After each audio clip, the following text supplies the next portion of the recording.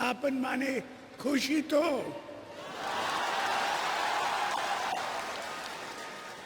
ମୁଁ ବି ବହୁତ ଖୁସି। 1946 ମସିହା ଅକ୍ଟୋବର 16 ତାରିଖରେ କଟକରେ ତାଙ୍କର ଜନ୍ମ। ମା ଜ୍ଞାନ ପଟ୍ଟନାୟକ ଓ ପିତା ବିଜୁ ପଟ୍ଟନାୟକ। ବିଜୁ ପଟ୍ଟନାୟକ ଦେଶ ବିଦେଶରେ ବିଜୁବାବୁ ଭାବରେ ପରିଚିତ। ସେ ଜଣେ ଉଚ୍ଚକୋଟୀର ରାଜନେତା ଓ ଲିଡର ଥିଲେ। ସେ ଓଡ଼ିଶାର ମୁଖ୍ୟମନ୍ତ୍ରୀ ମଧ୍ୟ ଥିଲେ।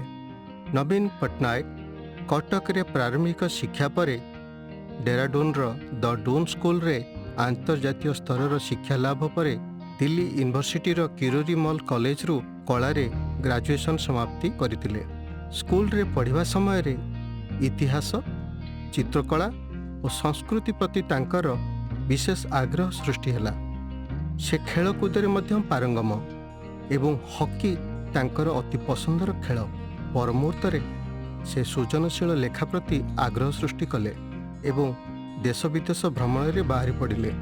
ସେ ଯୁକ୍ତରାଷ୍ଟ୍ର ଆମେରିକା ଓ ଲଣ୍ଡନ, ଫ୍ରାନ୍ସ ପ୍ରଭୃତି ୟୁରୋପୀୟ ରାଷ୍ଟ୍ରଗୁଡ଼ିକୁ ପୁଙ୍ଖାନୁପୁଙ୍ଖ ଅଧ୍ୟୟନ କରିବାରେ ଲାଗିଲେ। ତାଙ୍କର ଏ ନିରବଚ୍ଛିନ୍ନ ସାଧନା ପର ମୁହୂର୍ତ୍ତରେ ପୁସ୍ତକ ରଚନା ପାଇଁ ଠୋସ୍ ପ୍ରେରଣା ଯୋଗାଇଲା ଓ ଗୋଟିକ ପରେ ଗୋଟିଏ ପୁସ୍ତକ ଭେଟିଦେଲେ। 1985 ମସିହାରେ ପ୍ରଥମ ପୁସ୍ତକ ଏ ସେକେଣ୍ଡ ପାରାଡାଇଜ୍ ଭାରତର ରାଜାରାଜୁଡ଼ା ଜୀବନ 1590ରୁ 1947 ମସିହା ଉପରେ ରଚନା କରିଥିଲେ। ଏଥିରେ ସେ ସମୟର ଭାରତୀୟ ଭାସ୍କର୍ଯ୍ୟ, କଳା, ସଂସ୍କୃତି, ରାଜକୀୟ ପରମ୍ପରା, ବେଶଭୂଷା, ଖାଦ୍ୟପେୟ, ଏପରିକି ରାଜକୁମାର ଓ ରାଜକୁମାରୀମାନଙ୍କର ଶିକ୍ଷା ଓ ଲାଳନ ପାଳନ ଉପରେ ଉଚ୍ଚକୋଟୀର ରଙ୍ଗୀନ ଚିତ୍ର ସମ୍ବଳିତ ବିସ୍ତୃତ ବର୍ଣ୍ଣନା କରିଛନ୍ତି। ଦ୍ୱିତୀୟ ପୁସ୍ତକ ଏ ଡେଜର୍ଟ କିଙ୍ଗଡମ୍। ସେଥିରେ ସେ ବିକାନେରର ତତ୍କାଳୀନ ମହାରାଜା ଗଗନ ସିଂଙ୍କ ଶାସନ 1887ରୁ 1943 ପର୍ଯ୍ୟନ୍ତ ପରିବର୍ତ୍ତିତ ଓ ବିକାଶମୁଖୀ କାର୍ଯ୍ୟଗୁଡ଼ିକ ଉପରେ ଆଲୋକପାତ କରିଛନ୍ତି। ଲାଲଗଡ଼ଠାରେ ଗଗନ ସିଂଙ୍କ ଦ୍ୱାରା ନିର୍ମିତ ମ୍ୟୁଜିୟମ୍ ତାଙ୍କୁ ଏଥିପାଇଁ ପ୍ରେରଣା ଯୋଗାଇଥିଲା। ତୃତୀୟ ପୁସ୍ତକ ଦ ଗାର୍ଡେନ୍ ଅଫ୍ ଲାଇଫ୍ ଆୟୁର୍ବେଦ ଉପରେ ଆଧାରିତ। ମନ, ଶରୀର ଓ ଆତ୍ମାର ସଂଯୋଗ ଏବଂ ଏହି ଜୀବନକୁ ସୁସ୍ଥ ରଖିବାରେ ଆୟୁର୍ବେଦର ଅବଦାନକୁ ବର୍ଣ୍ଣନା କରିବାକୁ ଯାଇ ସେ 70 ପ୍ରଜାତିର ଔଷଧୀୟ ବୃକ୍ଷ ଅବା ଗୁଳ୍ମ ସମ୍ପର୍କରେ ବର୍ଣ୍ଣନା କରିଛନ୍ତି। ସେ ଏଗୁଡ଼ିକର ପବିତ୍ରତା, ପ୍ରସାଧନ, ଔଷଧୀୟ ଓ ପାଚକ ଗୁଣ ଉପରେ ସବିଶେଷ ତଥ୍ୟ ସୁନ୍ଦର ଚିତ୍ର ସହିତ ଉପସ୍ଥାପନା କରିଛନ୍ତି। ଯେତେବେଳେ ବିଶ୍ୱ ଗବେଷଣାଗାର ବାହାରକୁ ଆସି ଔଷଧର ସନ୍ଧାନ କରୁଛି, ଏହି ପୁସ୍ତକଟି ତଥ୍ୟ ସମ୍ବଳିତ ଓ ଅଶେଷ ଉପଯୋଗୀ। ତାଙ୍କର କଳା ପ୍ରତି ଅଶେଷ ଆଗ୍ରହ ପାଇଁ INTACH Indian National Trust for Art and Cultural ହେରିଟେଜ୍ର ଲାଇଫ୍ ମେମ୍ବର ଭାବରେ ଯୋଗଦେଲେ। ପିତା ବିଜୁ ପଟ୍ଟନାୟକଙ୍କ ମୃତ୍ୟୁ ପରେ ସେ 1997ରେ ରାଜନୀତିରେ ଯୋଗ ଦେଇଥିଲେ ଏବଂ ବାଇ ଇଲେକ୍ସନରେ ଜିତି ଭାରତୀୟ ଲୋକସଭାର ମେମ୍ବର ହୋଇଥିଲେ।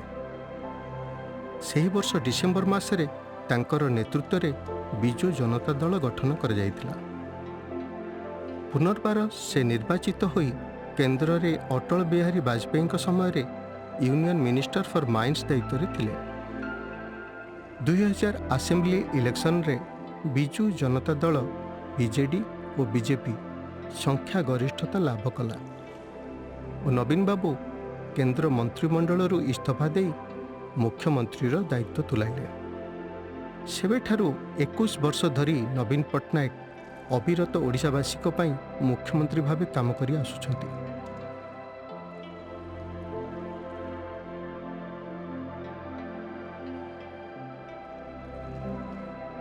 ତାଙ୍କର ଏଭଳି କାର୍ଯ୍ୟକ୍ଷମତା ତାଙ୍କୁ ଲୋକପ୍ରିୟ ନେତା ଭାବରେ ଦେଶ ବିଦେଶ ଏପରିକି ୟୁନାଇଟେଡ୍ ନେସନ୍ସରେ ମଧ୍ୟ ଉଚ୍ଚ ସୋପାନରେ ରଖି ଆସୁଛି।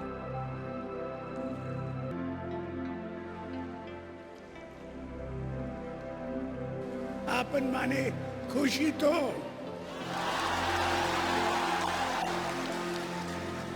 ମୁଁ ବି ବହୁତ ଖୁସି। ନିଜେ ପ୍ରାଞ୍ଜଳ ଓଡ଼ିଆ କହିପାରୁନଥିଲେ ବି ତାଙ୍କର ଓଡ଼ିଆ ଭାଷା, ଓଡ଼ିଶାର ଚିତ୍ରକଳା, ଓଡ଼ିଶୀ ନୃତ୍ୟ ପ୍ରତି ଅନୁରାଗ ଓ ଏହାକୁ ଆନ୍ତର୍ଜାତୀୟ ସ୍ତରରେ ପହଞ୍ଚାଇବାର ଯେଉଁ ସବୁ ଉଦ୍ୟମ ଚିରସ୍ମରଣୀୟ।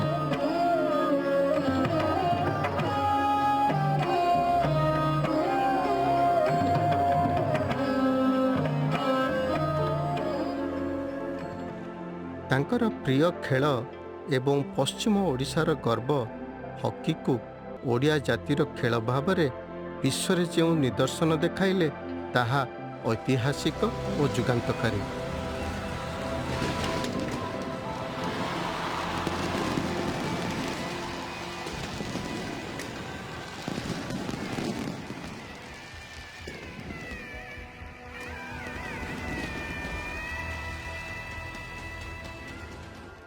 ତାଙ୍କର ଦାୟିତ୍ୱବୋଧ ଓ ସୁଶାସନ ଓଡ଼ିଶା ଭଳି ପ୍ରାକୃତିକ ବିପର୍ଯ୍ୟୟ ପ୍ରବଣ ରାଜ୍ୟର ସଠିକ୍ ମୁକାବିଲା ଦେଶ ଦୁନିଆ ପାଇଁ ଏକ ଉଦାହରଣ।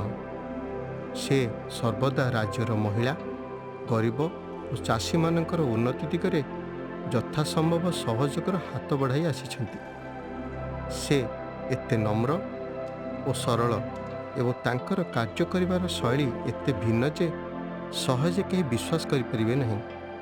ସତରେ ସେ ଏକ ଭିନ୍ନ ମଣିଷ। ଯେପରି ନବୀନ ଭାଷାଟିଏ ବୁଝିବା କଷ୍ଟକର, ସେହିପରି ନବୀନଙ୍କୁ ନମସ୍କାର।